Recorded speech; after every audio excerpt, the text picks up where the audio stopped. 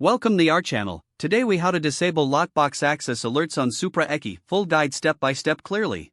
To disable lockbox access alerts on your Supra eKey, start by opening the Supra eKey app on your mobile device. Enter your username and password to log in. Once you are logged in, navigate to the settings section in the app.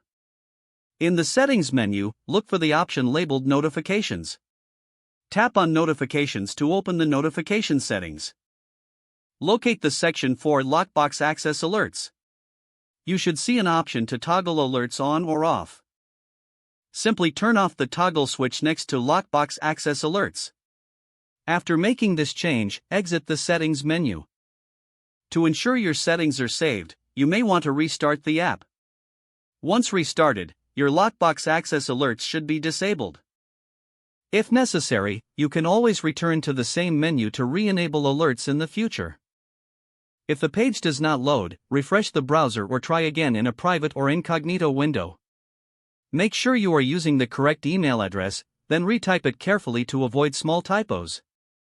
If your password is not accepted, use the reset option and create a new strong password you can remember.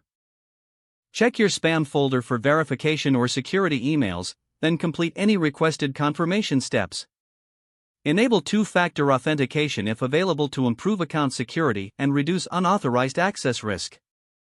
After signing in, review your profile details so your contact info. If you see an error message, note it down and try again after restarting your device and internet connection.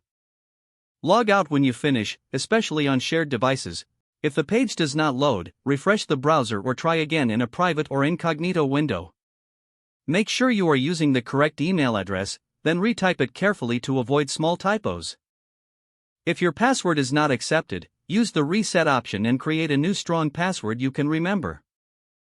Check your spam folder for verification or security emails, then complete any requested confirmation steps. Enable two-factor authentication if available to improve account security and reduce After signing in, review your profile details so your contact information and settings are accurate and current.